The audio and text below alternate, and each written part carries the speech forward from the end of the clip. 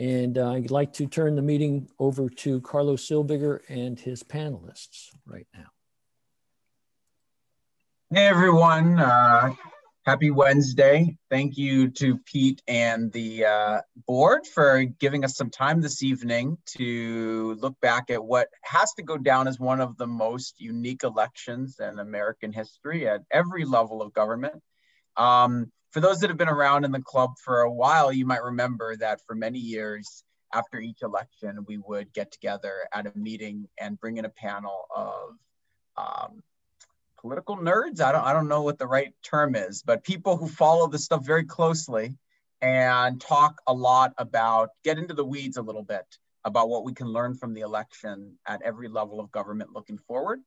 And when I brought the idea to the board, they thought it was a good thing to resurrect. And so that's why we're here this evening. So the idea is not only to look backwards, but also to look forward and try to think about how we as activists can use what we learned from November's election as we look to local, state, and national elections in the coming years.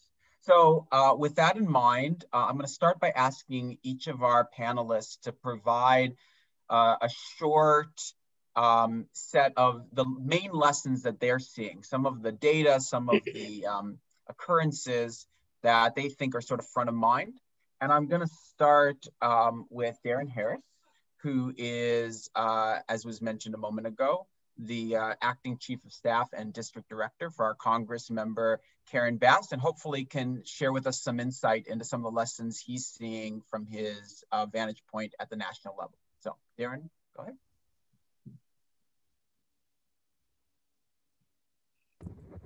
Sorry, I was on mute. You would think that after months of doing this, we would know how to unmute ourselves when it's time to talk. Thank you so much, Karlo, for that introduction. I really appreciate the opportunity to, speak with everybody. I'm here in Washington, D.C., and so it's so good to see so many familiar faces, even though I'm hoping that in the coming months, we will be able to get together soon, especially with this new administration and also with the COVID vaccine being available to folks. So again, thank you so much for this opportunity to share with you all. This was an interesting election, a very, very interesting election. And, I'll try to talk about, the three takeaways, but, just trying to just level set. Going into this election, we knew that the Democrats held the House and that the Republicans held both the Senate and the White House. And the outcome was simple, that Democrats now control the House, the Senate, and the White House. And so that is something that should be celebrated. I know that after Tuesday's victory was kind of short because of Wednesday's, breach. But just knowing that Democrats, are in power. And so that's a big deal going into this election. So one of the key takeaways is that we learned that there is split ticket voting. Folks are wondering, how did Biden win by such large margins, and how did the House lose seats?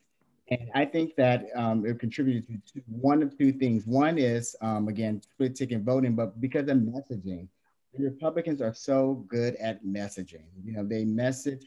They classify the Democrats as, socialists. I'm not sure if you all saw the debate with Loeffler and Ossoff, but she just kept saying the same thing over and over and over and over. And so, of course, she was doing that because of polling. And the other thing is that they said that Democrats are trying to defund the police, even though there's only a small group of Democrats who actually endorse the notion of defunding the police. And so Democrats have a big job of dealing with, messaging. The other big takeaway was this Trump's handling of the COVID-19 pandemic. Trump planned to campaign on a booming economy, but the pandemic led to a record unemployment. And he just did not handle it well from the health side or from the economic side. And so, as you can see, that really cost him votes. And the Biden campaign, what they did was they devoted a lot of money to President Trump of inaction. And so as people were going to the polls, seeing that the post office is not, operating at the way that it should operate, or folks are just scared in general, um, Biden had a lot of ads that really talked about the president's inaction. Another key takeaway that I learned from this election is that there was shift in demographics in key states. This is something that a lot of folks were not paying attention to, but the GOP electorate is more older, more white, while the voting population grows younger and more diverse. And so in order for the Republicans to move forward, they will have to diversify their voting base. Um, and the main thing I would just say as my last takeaway, because I'm hoping we will get into a discussion about, more of this information, and even about the what this means for the Senate and the House, is campaigning in the pandemic again. Um, Trump restarted his large rallies, while Biden opted for smaller, less frequent events. And so I think people really took note to that. Um, I mean, not to make light of a, situation, but, his events were super spreader events. And so we don't even know how that might contribute to, the decrease in his voters. And then Democrats shifted quickly, which was something that should be noted, to digital and phone banking campaigns, while the Republicans largely maintained door knocking GOTV efforts. And so I remember being a part of the volunteering the last few days for the Joe Biden campaign, and I wasn't sure how to get plugged in. And so I just had so much energy. I just wanted to go down to some key areas and knock on some doors, because I do believe that door knocking, you can canvass, very safely. But the Joe Biden app was just so great. I mean, the way you just upload the app, and then it took all of my supporters. It told me who were leading, who voted. And so instead of me just cold calling random people throughout the nation, the first folks that I could talk to were my friends and family in my book, and say, hey, did you drop your ballot off? And if so, I was able to mark them off. And so I was able to engage with voters in multiple states at the same time, as many of you all were doing, especially the folks who were involved in the resistant organizations and the Democratic clubs, and Sea Change and the unions. Everybody was very active and, reaching out to those, voters. But, they also, use it for curing ballots, because as you know, this election was so close in certain areas that a lot of ballots had to be cured. And so they use that same type of technology in order to reach out to people and say, hey, I know that you voted. However, something is wrong with your ballot. We need you to vote again. And so I think those are the things that the Democrats did that was very well, was just using technology in order to, reach, voters, especially in light of, this pandemic. And I'll leave my comments right there, because I know we have a little Q&A. Great. Thanks so much, Darren. We're gonna I forgot to mention the format. So we're gonna give all of the panelists a chance to sort of share their overall take on the election first. And then I have a few sort of general questions, and then we'll open it up for questions. So be thinking as everyone's talking about any things that you'd like to follow up on, or additional thoughts that you'd like to, sort of hear some more about. We'll turn it over now to, and I hope I'm pronouncing this right, Amar, who is the chair of the California Democratic Party's Progressive Caucus, and hopefully will provide some help in analyzing the election at the state level, at the state of California level. Amar? Yeah, thank you. It's great to be here and in a progressive space where folks are already talking about, we got the assembly member talking about Medicare for all in California. We have Darren here from Congressman Bass's office, who's one of our favorites that we had on our list for vice president. And yeah, I'm happy to give some of my thoughts, and I'm not going to spend a lot of time celebrating, because it is amazing that we have control in DC. But I think what we're here to talk about is lessons, and what do we learn, and what does it mean going forward, right? And for me, the big thing is money in politics. I know we talk about it a lot, but I'm going to talk about 3 different examples: state, federal, and local. And for us activists in California, what does that mean as far as the California Democratic Party, and what should we be doing? And, you know, first of all, I would say that, you know, when we think about this issue, it's important because yes, we should celebrate, but there's no honeymoon. If we don't deliver and immediately, we could be on the wrong side of an election in a couple of years. So these things we need to really drill down on.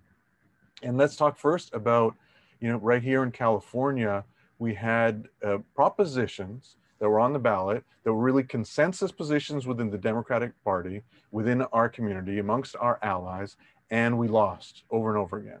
And we lost because a ton of corporate money came in on the wrong side and just told lies, you know, said things about the future, which we now see are just not true.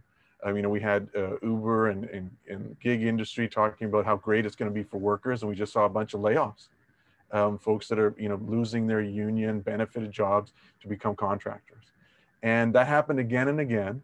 And, you know, those are corporations which aren't our allies. And we've got to figure out a way to combat that, because otherwise they'll just go around the assembly and they'll just start legislating if they think that's effective. So we got to work on that. When we go federally, when we think back, it seems like forever ago now, but when we think back to the primaries and when Congressman Clyburn did that great endorsement for Joe Biden, you know, that's a turning point for the party. But what folks don't talk about is what really over the following week leading up to Super Tuesday was the largest ad buy in the history of media. And it wasn't, you know, Costco, it wasn't the Democratic Party, it was the media itself. The corporate media drilled 24/7. You could not turn on or be exposed to corporate media anywhere without this message that the election was essentially over, and that they weren't talking about the issues, they were talking about the horse race, and that only one person could win from that point forward. Now, I put a ton of time into this race electing Joe Biden, but that's not healthy for future races. We don't want media deciding through horse race discussions and their own ad buys who leads the Democratic Party. Because as we've seen around the country, there's a lot of distrust, and folks want us to if we keep on elevating corporate-friendly politicians and their policies, we might find ourselves again on the wrong side of an election. And then finally, for an example, I'll talk about local elections. I know this is a local Democratic club, so you're looking at local candidates, and you have seen in your area, as we saw up here in Sacramento, where I live, and in every jurisdiction across the state, corporate money, especially real estate money, law enforcement money, flooding into these local races at unprecedented levels. And you took races that are in small districts and that we usually have an advantage in because we have the grassroots organizers out there. And they got flooded with so much money that they overwhelmed a lot of great candidates that should be filling the bench for us on the progressive side or not. And you know, that's an issue we're going to again have to look at, because we can't afford to keep leaving the bench to fend for its own in local races and expect things to work out for us long term. So when we talk about, you know, all those three things, money in the party, the focus for us going forward in the California Democratic Party and, you know, all of our affiliates and clubs is how to get rid of law enforcement money, real estate money, big landlord money, you know, health insurance money, all of those things. You know, they seem like, oh, that's just one issue. That's just one issue. But whatever issue that money comes in for, it ends up electing representatives that are not in touch with the grassroots and will do whatever they have to continue to have that money coming in. And, you know, a good example of that is in the California Democratic Party. We decided early in 2020 that we weren't going to take fossil fuel money anymore. That's just not a thing that we are okay with. That we, you know, our burden our duty to future generations is we're not electing folks that don't care about the environment and that, you know, are going to take fossil fuel money. And we found out about a month ago that the California Democratic Party took almost $500,000 from fossil fuel, and we just didn't know it, and used it to elect folks that are friendly on those fossil fuel issues. So, You know, folks, I'm not here to tell tales. I'm here to be serious. And this is something we're going to have to be aware of. And that's the lesson, is that the money works all the time, 24/7. And we've got to start being honest about what that means in the party. That's it, guys. Great. Thanks so much, Amar. Appreciate the thoughts. I'm going to turn it over now to our third panelist, Noah Zatz, who is a Culver City resident with 2 children at La Bayona, active in a lot of local organizations, including the Culver City Action Network to protect Culver City renters, Daniel Lee's campaign 2 years ago, Paula Amazola's campaign from last year, and he's a poverty, labor, civil rights, and public interest law teacher at UCLA, and is definitely one of the people who knows the most about our local politics and the numbers here. So Noah, give us some sense of what's going on locally. Okay, great. Hi, everybody. I thought I would, this is the background I usually use for teaching, but since I'm kind of nerding out a little bit, I thought I would keep the library behind me. What I thought I would do is to share a bunch of data with you in the hope that that would be useful, nerd out a little bit, as I said. I've had, a limited amount of time to format it, so it's not beautiful. So it's going to be a little bit of a data dump. I won't go over all of it, but I thought I would just share a bunch of stuff with you, and you may find it useful even if we can't talk about it. So I am going to share some PowerPoint slides now, and hopefully this will work.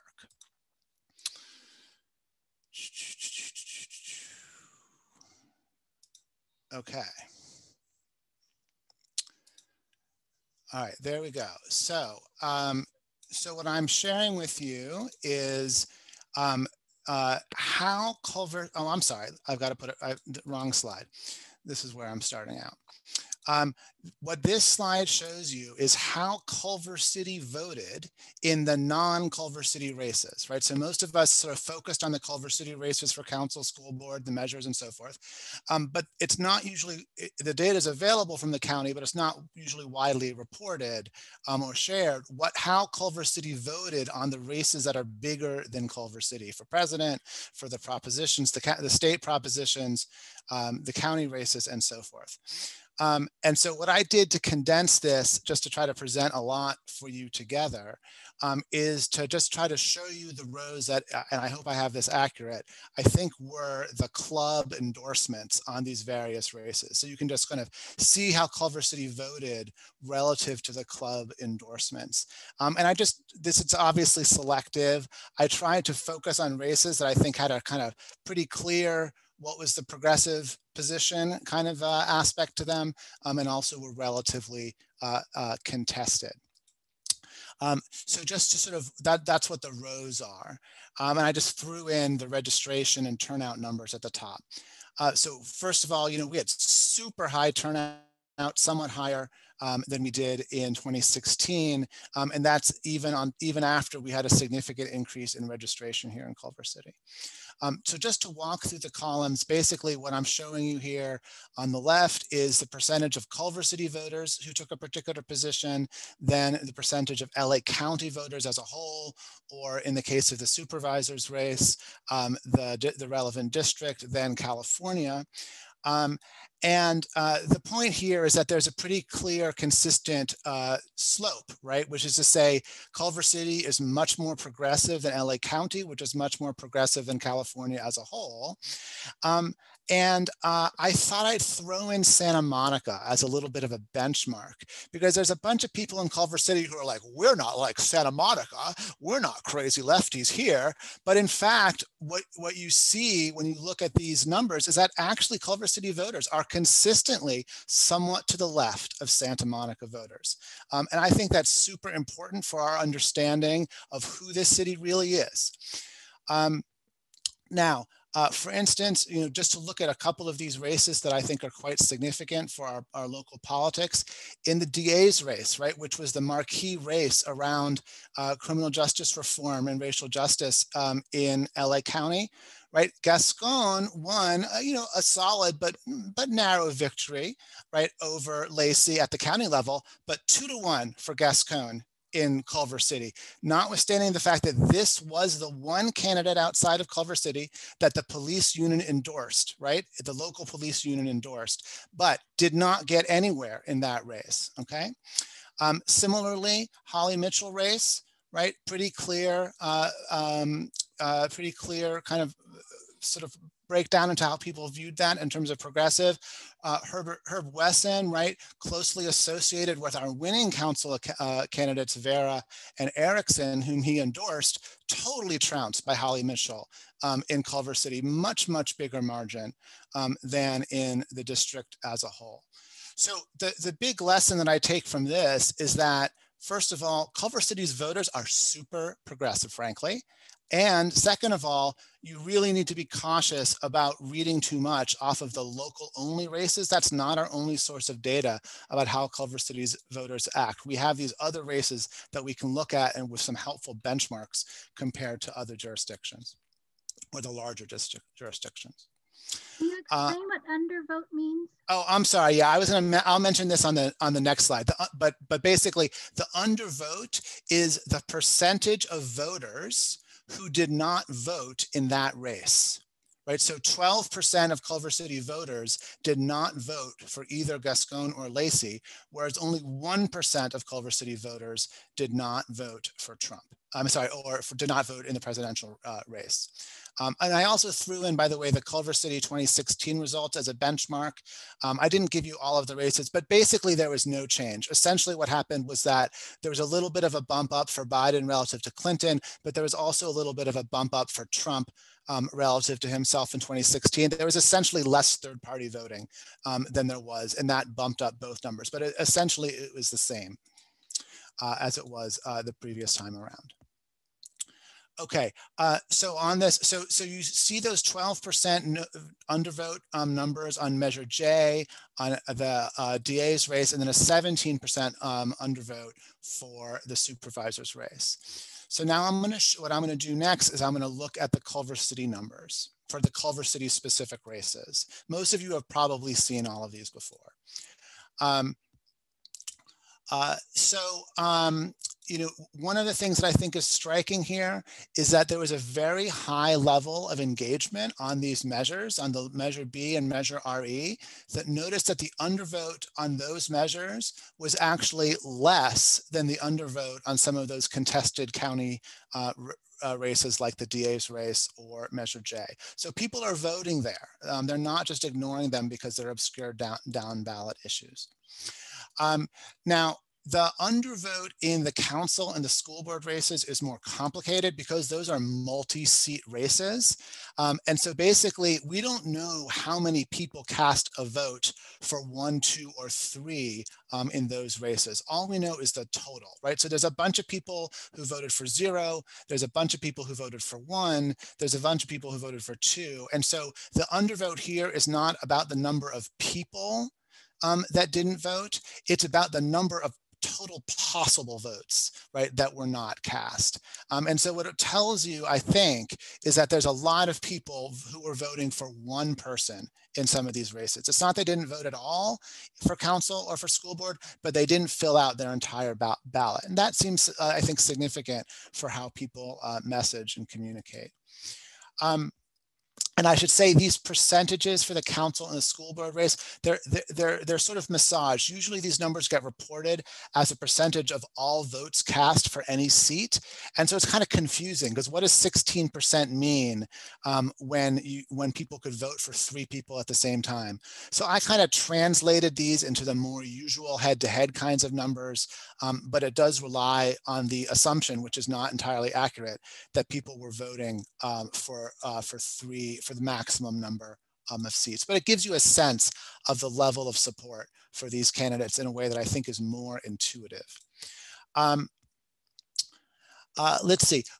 One of the things I'll just flag, I think, as being quite significant, and it's the kind of counterpoint to what I said in the previous slide, is that, you know, a lot of us in the club who who supported Freddie Puza and Daryl Menth, you know, were pretty heartbroken, right? Obviously it was a super close call for Freddie, and Daryl wasn't that far behind. But I think it's important to see that in the context of the overall, which is that if you look at the top 5 council races, those cluster together with three progressive candidates and then 2 candidates who were endorsed by the more conservatives. But like Heather Wolin was like way down there. She barely got more votes than just the Republicans who voted in this election, even with all of that landlord money, even with all of that police union money, even with all of those former mayors endorsing her, still not a lot of traction. So what I think that tells us is that there's a very high floor for progressive candidates who get supported by folks like the club, even though we fell short in a couple of those races. But on the other hand, the kind of right-wing alliance that emerged between landlords, police union, white nationalists, and those old guard folks, they actually couldn't carry people very far on their own, right? It was only candidates who had pretty significant independent strengths, like Albert and Yoran, who were able to succeed. And obviously they failed on, most importantly in this regard, on Measure B, right? By a pretty resounding 10% margin. All right, next, I'll say a little bit less about these additional couple of slides, just some turnout information for you about who the Culver City voters are. Let's see. Okay, great. So what I've done here is just sort of show you the breakdown of registered voters and then people who actually voted, and then translating that into turnout. And so I'm going to just, this is my hobby horse. Anyone who's ever heard me talk about Culver City campaigns, the people that the insiders in Culver City think of who the voters are, right? Those people that you've been arguing with for years or working with for years, they are a small fraction of the Culver City electorate. So that first line up there is people who voted in any one of the local elections in 14, 15, 16, and 18, right? Those are the people you know and talk about and dominate Facebook and speak at city council, right? No more than a quarter of our electorate here, right? They all turn out, but they still don't amount to anywhere near a majority of the voters. So those familiar faces, you can't have that drive who you think Culver City voters are. And then I just showed you a bunch of demographics just so you could get a sense of the variation in turnout within certain demographic groups. Notice there's a pretty significant split between homeowners and renters. And you know, there's definitely a bit of a gradient with regard to race, and notably lower turnout among Latinx voters. And then lastly, just to ride my hobby horse into the ground, I'm going to show you the demographics of those kind of familiar faces on the next slide. And so here, just picking a few of these key variables, right? The people who voted locally in those off-cycle before we consolidated elections in 2014 to 18, right? Vastly dominated by homeowners relative to the voters as a whole. Vastly dominated by older people, about 56 and older, relative to the electorate as a whole. Much whiter, right? Less Latinx. Those are the big places where there's big differences. And so those regulars, I think, shape a lot of people's sense, a kind of common sense of where the community is and what's possible. And it's just not representative of the electorate as a whole. So that's where I'll stop. Great. Thank you so much, Noah, for all of that information. Before we head to some questions and back to our panel, I had a couple of lessons that I wanted to share as well. I'm going to pick up on a couple of the themes that have already been started.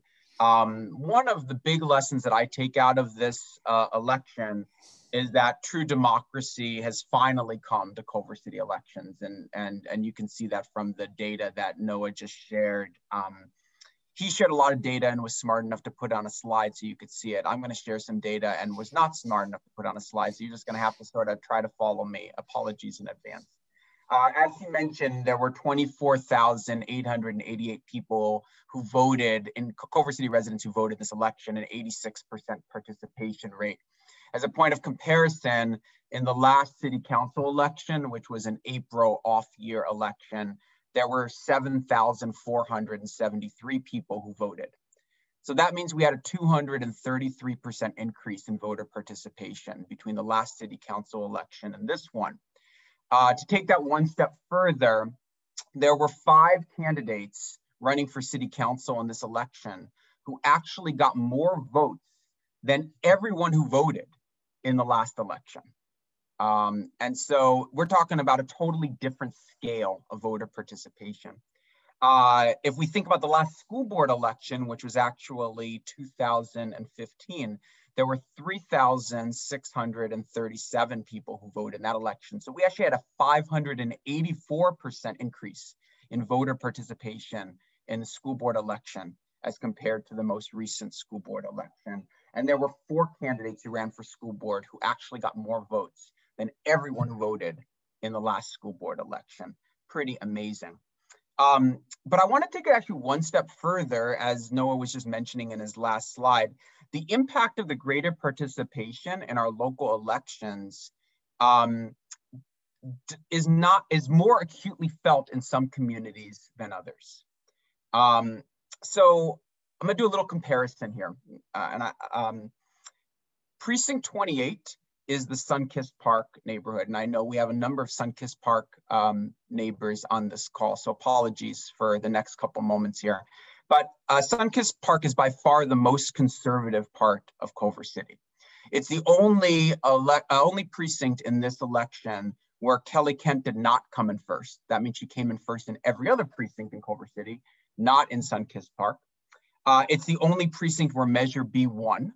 Every other precinct, Measure B was defeated. And it's one of only 3 precincts where Measure RE lost. So definitely outside of the mainstream of Culver City voters in terms of their opinions in this election. 13% of voters in the last city council election in 2018 came from precinct 28, 13%. In this election, that went down to 9. So when you consolidate elections and increase voter turnout, the most conservative precinct in Culver City actually lost 31% of their influence over our Culver City election. Now, let's compare that for a moment to precinct 73, which is one of the 2 Fox Hills precincts. Precinct 73 is one of the most progressive parts of Culver City. It's one of only 3 precincts where all 3 of our endorsed Culver City Council candidates won. They came in 1, 2, and 3 there. That only happened in 3 places in Culver City, and precinct 73 was one of them. It got the 2nd highest percent of voters who voted yes on RE. So we're talking about, again, something outside of the mainstream, but on the other side, a precinct that really voted very progressive, aligned with our club. They represent 7% of the voters in the last city council election, 2018, came from that precinct. This year, that went up to 9. So where Sunkist Park, the most conservative precinct in Culver City, lost influence, precinct 73, Fox Hills, actually gained 29% more influence. And so they sort of went in opposite directions when we decided to consolidate elections. Now, I'm going to say that one other way here, which is that in the last city council election, voters in the most conservative precinct in Culver City had double the influence of their Fox Hills neighbors. But in this election, Fox Hills outvoted them by 35 votes. So the consolidation actually made a huge difference in the way that votes were counted and who won in this election. I would make an argument that actually, if we wouldn't have made this major step towards democratizing our local elections, the results, especially on Measure B and RE, would be significantly different this election. One other thing that I wanted to bring up before we go back to the panel with some more questions. Another lesson that I take from this election is that the inclusion of racial diversity in our city leadership is here to stay. And just a little bit of a history lesson, and apologies for the many people on this Zoom who know this history as well as I do. But during the first 72 years of our Culver City history, to my knowledge, we never had even one person of color elected to any Culver City public office until 1989, when Culver City elected their first Hispanic school board member. And I say Hispanic because that's what he called himself, even though that's not the term that we would use anymore. In 2002, for the first time, we had two people of color holding office at the same time in Culver City. In 2008 was the first time that we had a person of color on the city council in Culver City. And so, you can see sort of a pattern here in terms of increased representation in positions of power and authority in our community. But as recently as November of 2015, Culver City was represented by 5 white men and 5 white women. So just 5 years ago, just over 5 years ago, we didn't have one person of color representing us at the local level. But with, in the last 5 years, of course, that's changed dramatically. We had a person of color join the city council in 2016, another in 2018. We had a person of color join the school board in 2015, another in 2017, another in 2018. And so for the last 2 years, we've had half of our local elected officials seats held by people of color. And this election, with the election of Paula Amazola and Yasmin McMorrin, we're continuing sort of that trend. And I could be totally wrong, but it seems like we as a community have determined that it's important to have leaders who represent the entirety of our community in these positions. So I'm going to leave it there. I want to, yes, Chris Armento was one of those people in 2002 and 2008 that I mentioned. So definitely part of that history, Megan. Thanks for reminding us. So I want to actually go back to Darren, and I want to ask you about last week's attempted coup, I'm going to say, in DC. And I wonder if you see any lessons from that as we look forward to future elections. How is what happened last week in DC going to affect, in your mind, the way that politics sort of plays out in this country over the next couple of years and going into the 2022 election?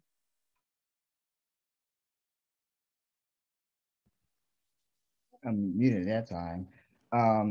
Well, first, last week was very scary. I do remember walking the Congresswoman to the floor because they were debating on the election. And so she was in the gallery.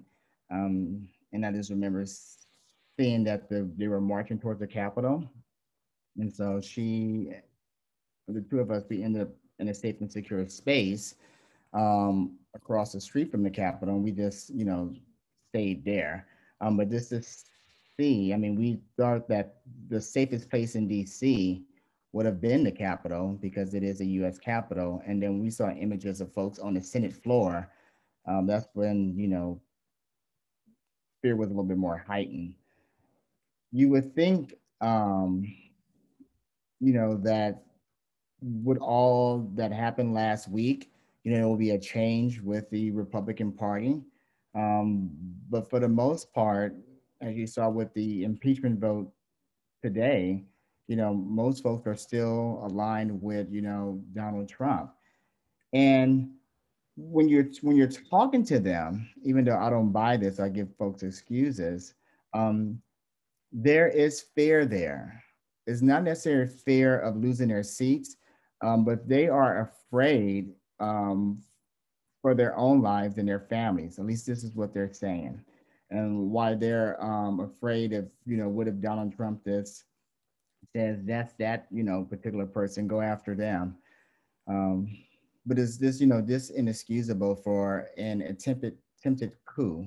I think that they were looking for the ballots for the electors. That's why they breached the Senate floor. I think that's why they were in the Senate parliamentarian office. I think that if they would have got to Nancy Pelosi, it would have just been something completely awful. And so for the president not to take responsibility for that and for other folks to stand behind him, knowing, the type of danger that he put not only members, but staff.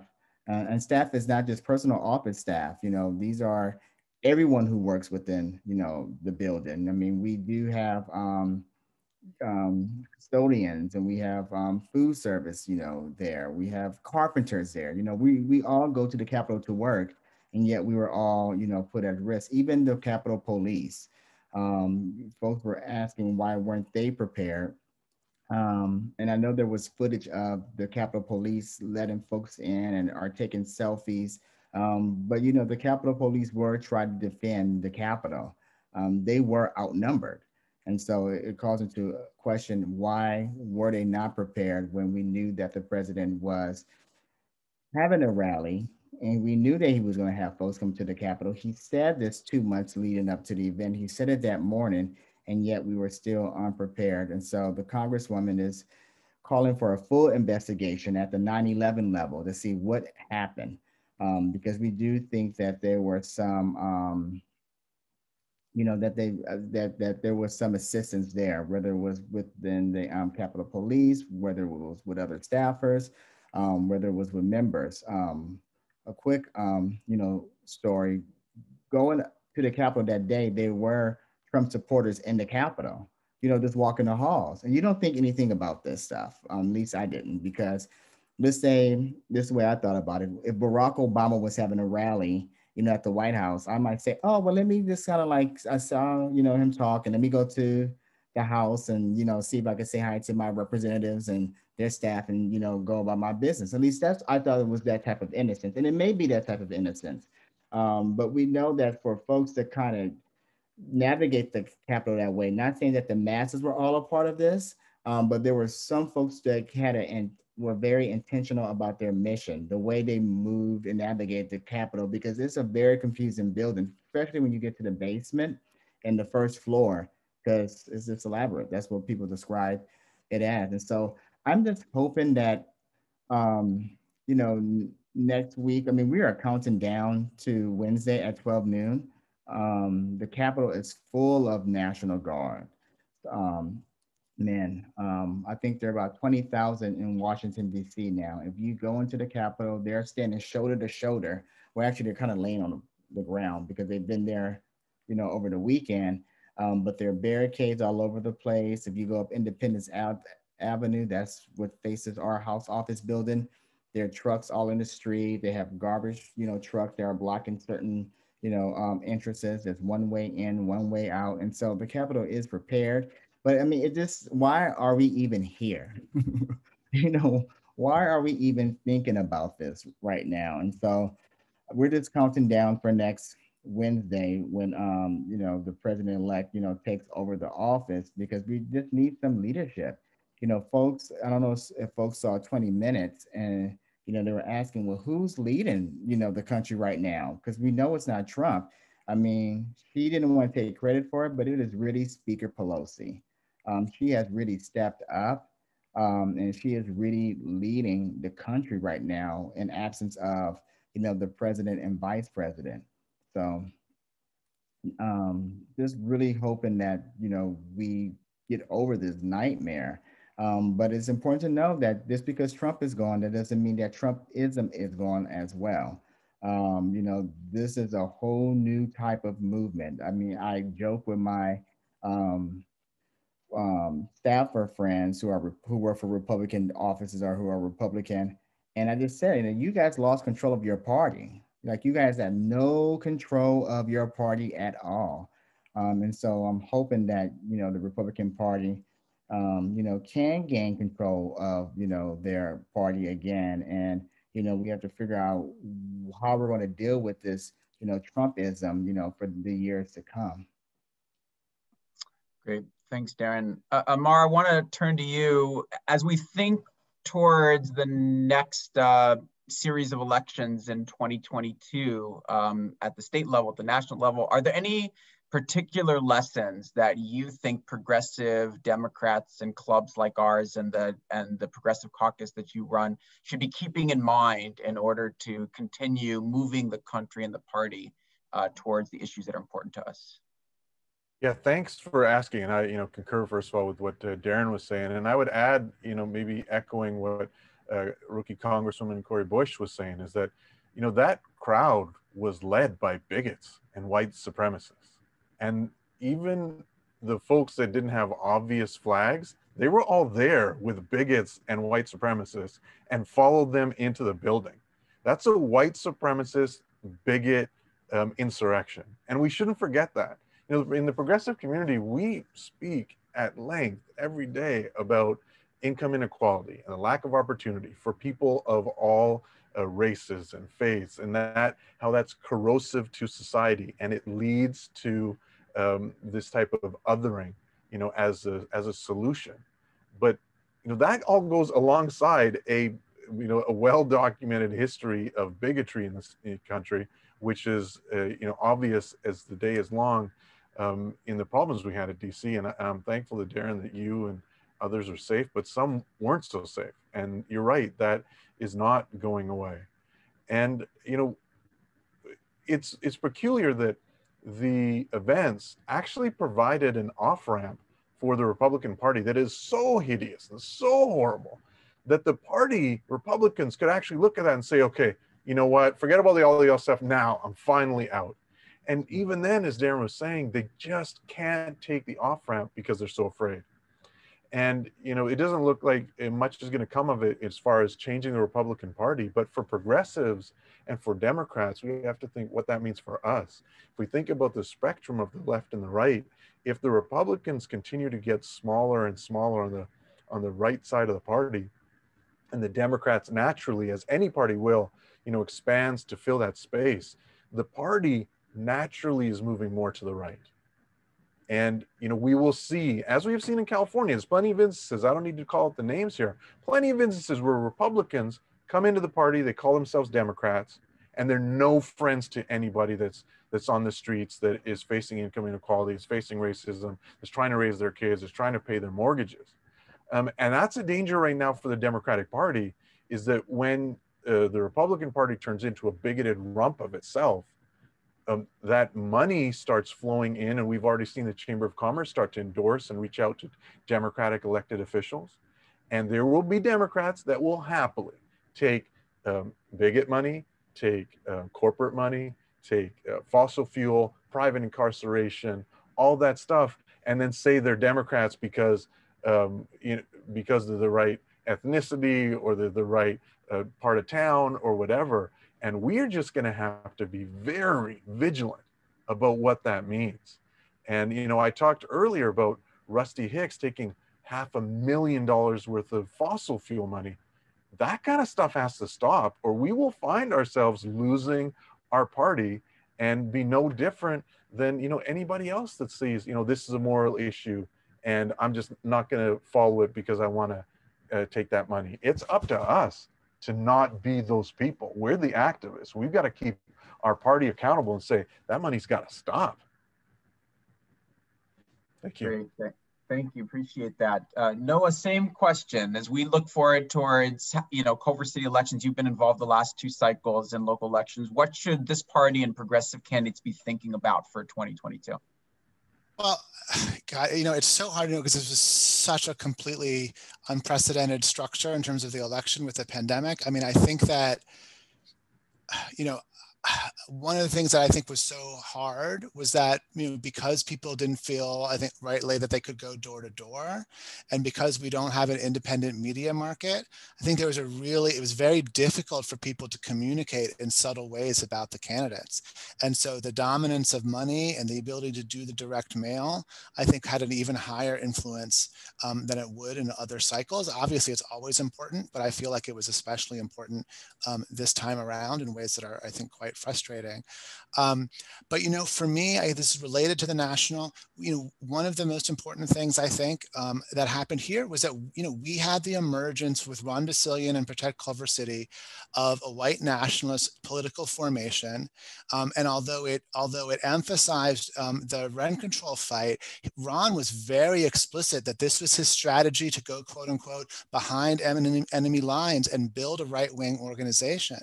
And I think one of the things that's shocking is that so many people were willing to sign up for that. People who would say, oh yeah, I'm not down with that, but I'm willing to help Ron build his organization by endorsing Measure B, by, lining up and endorsing not just the folks who are now registered Democrats, right, Albert, and most recently Yoren, but willing to endorse someone, Heather Wolin, who was clearly a right-wing candidate. We have members of this club who did that, people who were endorsed by this club in the past. Jim Clark endorsing Heather Wolin, Jeff Cooper, a contributor to Protect Culver City, and closely allied with the police union on this stuff. And I think people should get called out on their willingness to be part of that configuration. They should, but I also think we should not be intimidated. And just along the lines of what was said a minute ago, we should not think that that's where the center lies in our community. One of the things that was very impressive, right, was that Yasmin McMorrin, she was a top vote getter among the progressive candidates for city council. She was way out in front, very strongly supporting defunding the police by 50%, reinvesting and reimagining public safety. Was the primary and first target of the police union and all those former mayors, although Freddie came in for a lot soon thereafter. She was a top vote getter, right? Darryl Menth, right, who we endorsed and I supported, but who, let's be frank, did not take as clear and strong a position. That was not a strategy that led to getting more votes. So I think progressive candidates should not be intimidated by the right wing and should not be afraid to run strong progressive campaigns, and those can be winning campaigns in Culver City. Great, thanks. I wanted to just pick up on something that Amar said earlier at the local level. I have not had a chance, and others here may have, to look through the final filings financially for all of the campaigns that ended. But I will say that we as a club and we as a community have to be prepared for the kind of money that has gone into the races at the state and national level to begin coming here, and it did in this election. Many of the Protect Culver City and the Yes on B campaign, the No on RE campaign, attracted in the October filings well over $60,000. I'm sure at the end it was well more than that. A lot of the candidates who were in the more moderate and conservative were doubling and tripling the amount that progressive candidates were raising. And so we're going to have to, I think, as I'm preparing to be involved for future elections, we're going to have to think very strongly about the way that we ensure that the money does not take away the ability of the progressive community to continue our work here, and especially as it relates to propositions. We have about 7 minutes. And so I wonder if I'm sure there's a million questions, but if there's anyone who has a question specifically for one of the folks here, I am seeing Michelle Weiner. Well, let me interrupt for a second, because I know that Tad had his hand up for a long time, and after that, Kin, I'm looking at the little computer hands that are in order. So Tad Daly had his hand up first, and then Kin. You want to? Okay, let's see if we can very quickly do like 3 lightning rounds here, so that all 3 of them can have a chance to ask. And Tad, go ahead first. Hello, Darren Harris. It's good to see you again. How are you doing? Yeah, really glad. And I just want to say, as you know, I've worked in the U.S. Capitol too, so I'm just really glad you and virtually everybody else was safe despite all the turmoil last week. Here is my question, Darren. You're a political pro, and you well know that almost all the time in history, a new president gets elected, and 2 years later, they lose seats in the midterms, in the House and the Senate. And as you also know, we're at a razor-thin margin right now in the House and a 0-seat margin in the Senate. So I hope you guys are already talking about what can we do in the midterm to try to sail against that historical trend that we're going to lose seats in the midterms. Well, we have a new D-Trip chair who has his work cut out for him, because historically we do lose in the midterms, which is why one of the most disappointing things about this election was how the House is so narrow. And trust me, Pelosi is counting every single vote, especially now that you know, some folks are going into the Biden administration. I haven't had conversations about what we're doing going into the midterm, but I know for sure one thing that we're talking about is messaging. We are really trying to get, you know, our messaging together. And, you know, after seeing what happened in Georgia, we see that Democrats can be progressive. Often we try to say, well, we have to make sure that we're kind of like in the middle and everything like that. But the progressives in Georgia won by larger margins than the moderate, being Biden in that state. And so I think that what we're going to do is start identifying, you know, these candidates in these different areas and actually putting support behind them. One thing that this is one critique of the candidates that we do select. Traditionally, the D-Trip chooses folks just really based off of money. If you raise money, you know, you get the endorsement. And so I think we're going to start looking at who connects with this particular district. And I think that's going to, you know, help us in the long run. However, I am not hopeful that we will win, you know, in the midterm just based on history, unless we, you know, do some dramatic changes in the way that we recruit and support candidates. Great. Kinkin. Thank you, Karlo. I have a question for Darren, which dovetails with what Ted just asked, which is, I noticed that we lost 4 congressional seats in California back to the Republicans. And I was wondering if you guys have an opinion as to how this happened and what would be your strategy going forward, that is in 2022, to regain those seats back. Could you comment on those seats? Yeah, so going into this election, we knew that those seats were just rented. Keep in mind that the candidates who were the members who won those seats, they were going against some very creepy Republicans. So the Republicans got smart. They said, instead of getting these boogeymen who have been in these districts forever, we're going to get some folks that are likable. And so I think that's what we saw, was this a different type of race. I do know that the candidates are going to run again. I don't think Cisneros is going to run, but I know that Harley Ruda said he's going to run, and then Chrissy Smith is going to run as well, because keep in mind, they barely lost. And so again, you know, these are toss-up districts, and I do see the, you know, D-Trip really investing a lot of time and energy in those seats, you know, given that they do have a former member of Congress in those seats who can, you know, win. I think that, again, it's going to the split ticket voting. These are congressional districts that both Hillary Clinton and Biden won. So there are Democrats, there are folks who support Democrats in those seats. However, it's about how do we get them to support the folks in the House. Michelle. Hi, thanks. I appreciate the panel you've put together, Karlo, and all the panelists. And my question is also for Darren. On the spot.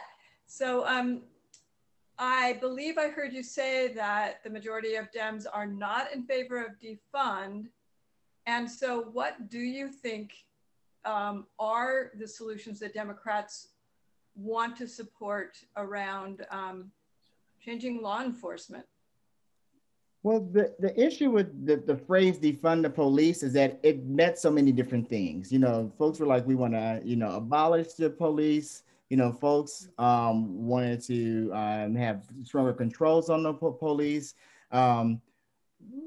Congressman Bass, led the House in the George Floyd Justice and Policing Act, which was about re-envisioning and reimagining what policing should look like. And I think that bill that was bipartisan, overwhelmingly within the Democratic caucus, but it also had Republican support. So that means we had the progressive Dems, the moderate Dems, which is what they call the new Dems, and here in Washington, the Blue Dogs and Republicans were all in support of that particular piece of legislation that had stronger controls on the police without completely abolishing. I mean, it dealt with things that one particular piece of the bill that I enjoyed, that I liked a lot, was the grants that went to community-based organizations.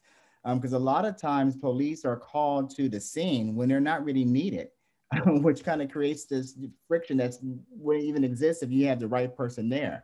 And so the Democrats are behind the George Floyd Justice and Policing Act.